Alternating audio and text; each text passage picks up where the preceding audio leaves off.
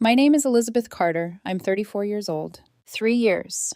That's how long Daniel Brooks and I had been together when he looked at me and said the sentence that split my life in two before and after. I don't feel romantic feelings anymore. He said it calmly, not cruel, not angry, just factual, like he was announcing a change in weather. It was a Tuesday night. I remember because I was making lemon garlic pasta, his favorite. I had developed this quiet ritual over the years. No matter how busy my consulting work got, no matter how tired I was, dinner would be ready when he walked in.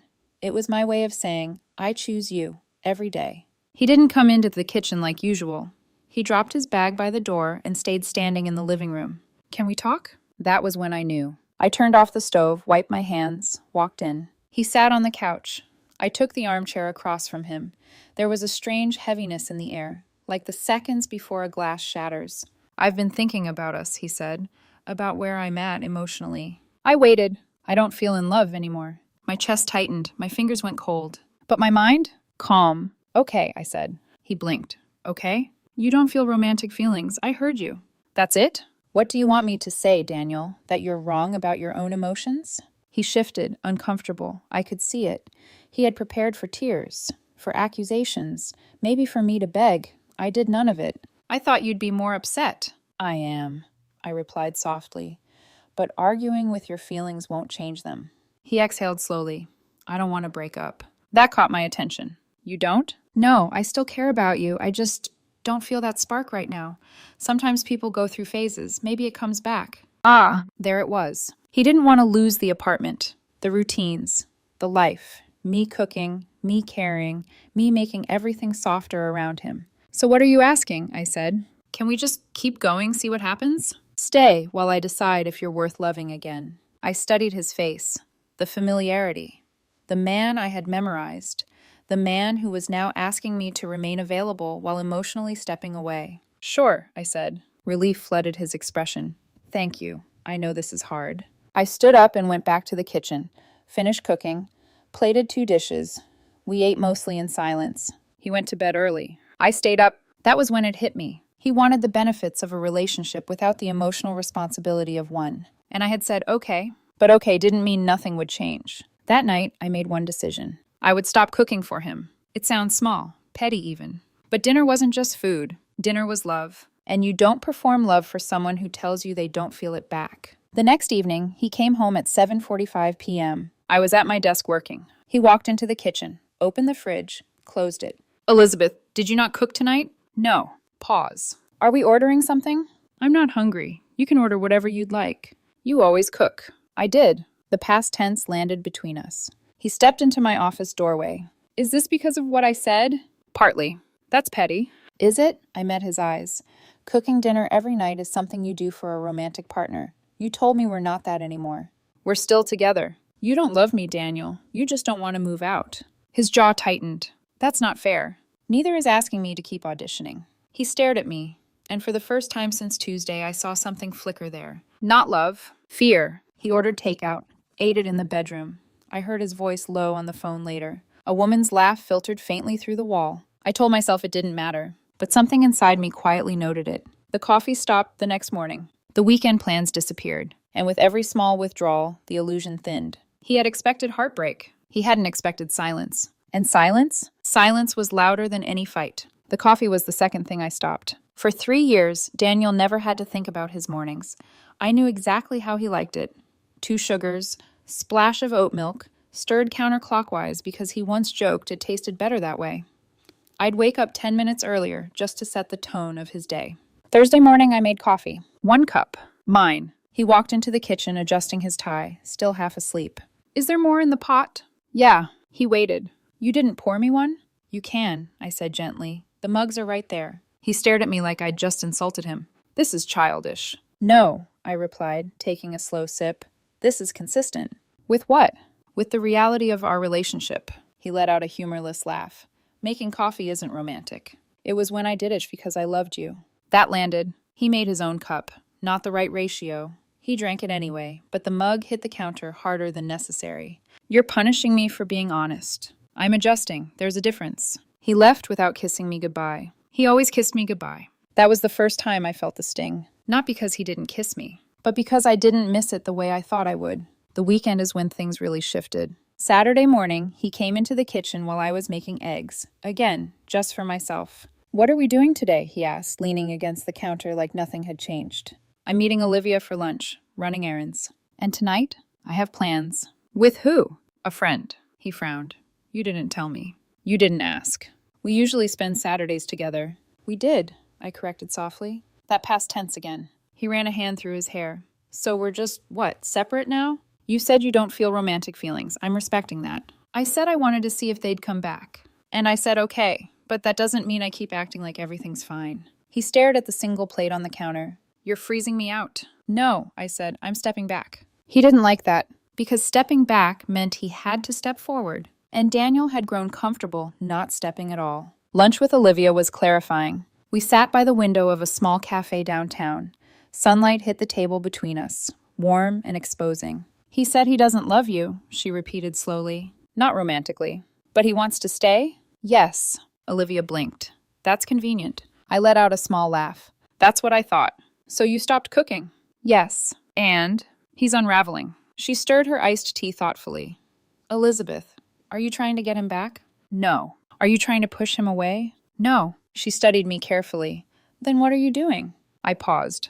"Protecting myself." Because the truth was, every dinner I made after that Tuesday would have felt like begging. And I don't beg for love. When I got home around 3, the apartment looked exactly how I'd left it. Blankets on the couch, dishes in the sink, his shoes in the hallway. He was sitting there watching TV, waiting. For what? I don't know. For me to resume orbiting him, maybe. I went straight to my office. At 6, he came out dressed to go somewhere. "I'm meeting friends for dinner." "Okay. You're not going to ask where?" "No." "With who?" "You're an adult." "That's not what I meant." I looked up from my laptop. "You used to ask because you cared." "I cared when we were building something." "And now?" "Now I'm not sure what we're building." He left without another word. I ordered Thai food, ate it on the couch, watched something random, didn't wait. He came home around 11:15. Paused when he saw the empty containers on the coffee table. "You didn't wait for me?" "No. We usually eat together." "We used to." His jaw tightened. "You're being cruel." "I'm being honest." He went to bed without brushing his teeth. That's how I knew he was upset. Sunday morning, he finally cracked. I was flipping pancakes. 1 stack, small. He walked in and just stared. "You're not making me any?" "I made enough for one." "This is ridiculous." "Is it?" "You're acting like I don't exist." "No," I said calmly. "I'm acting like you told me you don't love me." "I said I wanted to see if feelings could come back. And I'm giving you space to figure that out." "By shutting me out?" "By not auditioning." That word again. He sat down heavily in the chair. "I don't know what I want." "That's okay," I replied. He looked up at me, almost desperate. "It doesn't feel okay." I softened, just a little. "I'm not going to keep giving you girlfriend-level devotion while you decide if I'm temporary." His voice dropped. "It's not like that." I held his gaze. "Then what is it?" Silence. And in that silence, I saw it. Not confusion. Not sadness. Guilt. Later that afternoon, while he showered, his phone buzzed on the coffee table. I didn't mean to look, but the screen lit up. Maya S. My stomach tightened. Maya. His ex-girlfriend. The one he swore he had closure with. The message preview was short. "Did you talk to her?" I set the phone down exactly where it was. When he came out of the bathroom, towel around his shoulders, he picked it up immediately. Too quickly. Everything in me went very, very still. So this wasn't about lost feelings. This was about options. And suddenly my calm wasn't just self-protection. It was clarity. That night he tried again. "Elizabeth, can we just go back to normal?" "No." "Why not?" "Because normal was you slowly detaching while I carried the weight." He sat across from me, eyes searching. "I miss you." I tilted my head slightly. "You miss what?" He opened his mouth, closed it, opened it again, and said nothing. That was the moment I knew. He didn't miss me. He missed being loved without effort. And the more I withdrew, the more uncomfortable he became. Not because he was losing me, but because he was losing what I did for him. That difference? It changes everything.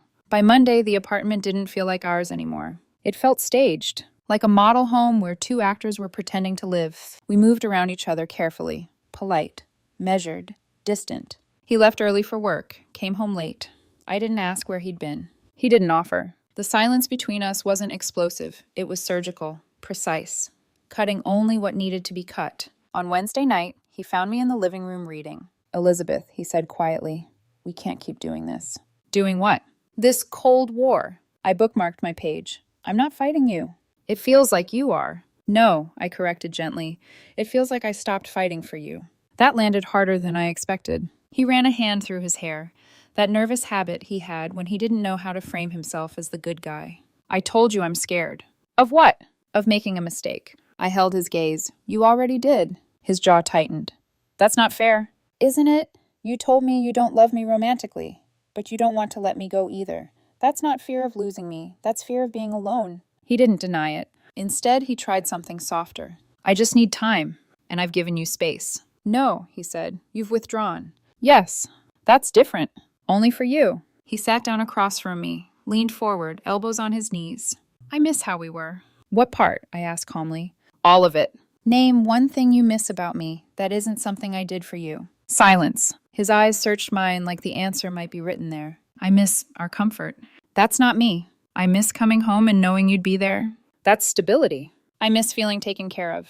There it was. He heard it too. His shoulders dropped slightly. I didn't say anything. I didn't need to. Because what he didn't say was louder. He didn't say he missed my laugh. He didn't say he missed my mind. He didn't say he missed me. That night, he slept facing away from me. I lay awake longer than usual. Not crying. Just thinking. Maya.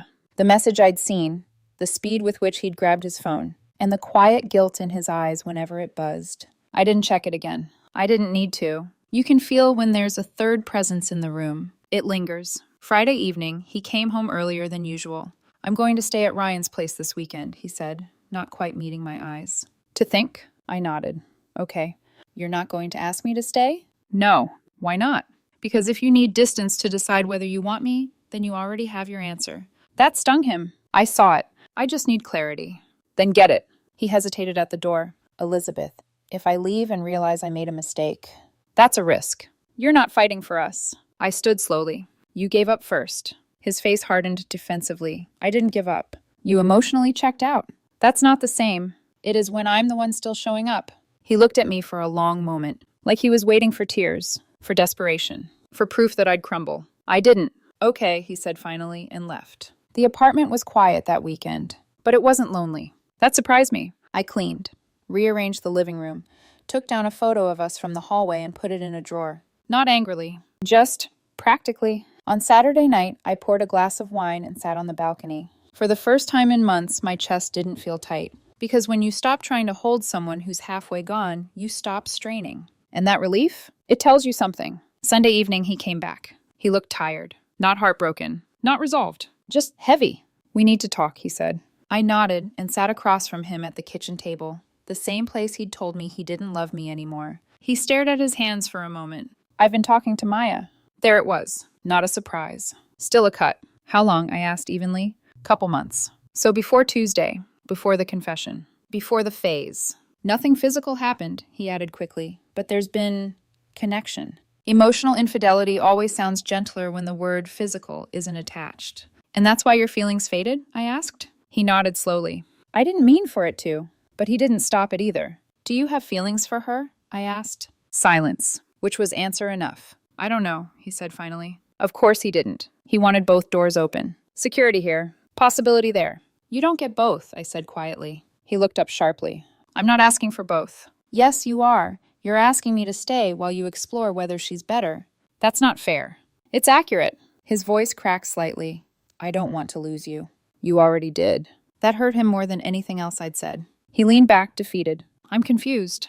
No, I replied softly. You're choosing. The air between us felt different now. Clearer. Because this wasn't about fading sparks. It was about comparison. And I will never compete for someone who should already know my worth. He looked at me like he was seeing me for the first time. Stronger. Calmer. Gone. I need more time, he whispered. And for the first time since Tuesday, I knew my answer before he finished the sentence. I need more time, he whispered. I looked at him, really looked at him. The man I had loved for 3 years. The man who used to reach for my hand in crowded rooms. The man who now wanted an extension on a decision that should have been instinct. No, I said quietly. His head lifted. No? You don't get more time. Elizabeth! I gave you time when you emotionally checked out months ago. I gave you time when you told me you didn't love me. I gave you time when you said you were scared. My voice didn't rise. It didn't have to. Time is just another way of keeping me on standby. He swallowed. I'm not trying to hurt you. I know. That was the worst part. He wasn't malicious. He was selfish. There's a difference, but the damage feels the same. So what are you saying? He asked. I'm saying you don't get to explore feelings for Maya while I sit here proving I'm worthy. He flinched when I said her name. You went through my phone? No. Your screen lit up. He exhaled slowly, no denial this time. She reached out first, and you responded. He didn't argue. That silence told me everything. Do you love her? I asked. He hesitated. I don't know. That again. Not I don't. Not no. Just I don't know. Which meant yes, or at least enough. And do you love me? I asked. Another pause. I care about you. I almost smiled. That word. Care. It's what you feel about a neighbor, a coworker, a friend you haven't seen in years. Not the woman you built a life with. Daniel, I said gently, you don't stay with someone because you care. You stay because you choose them. I'm trying to choose. No, I corrected softly. You're trying not to lose options. That hit. His shoulders sagged. I never meant for this to happen. I believe you. Because emotional affairs rarely begin with intention. They begin with dissatisfaction, with comparison, with curiosity. And instead of closing the door, he cracked it open. So what now? He asked, voice smaller than I'd ever heard it. Now you decide. I just told you I need time. And I told you no. His eyes flashed frustration. You're giving up. No, I said. I'm walking away. That's different how? Giving up is when you keep fighting for something that's already gone. Walking away is when you recognize it. He leaned forward suddenly. What if I choose you? I held his gaze steadily. Then you wouldn't hesitate. Silence filled the room again. Heavy. Final. And in that silence, I felt it. The end. Not dramatic, not explosive. Just inevitable. He ran a hand over his face. I don't want to lose you. You don't want to feel like the bad guy. His eyes snapped up. That's not fair. Isn't it? If I leave, you don't have to choose. If I end it, you don't have to admit you already did. That one cut deep. Because it was true. He didn't want to be the villain. He wanted the narrative where feelings just faded, where timing was wrong, where no one was at fault. But someone always is. And sometimes it's simply the person who kept one foot outside the relationship. I'm sorry, he said finally. Tears filled his eyes. And for a brief second, my chest tightened. Because I loved him. Or at least the version of him who had once chosen me without hesitation. I know, I whispered. And I'm sorry too. For what? He asked. For loving someone who wasn't fully here. That broke him more than anger would have. He stood up slowly. So that's it? Yes. We're done? We've been done since Tuesday. We're just admitting it now. He nodded, eyes glossy. I'll start looking for a place. You can take a couple of weeks, I said calmly. I'm not trying to throw you out. He laughed weakly.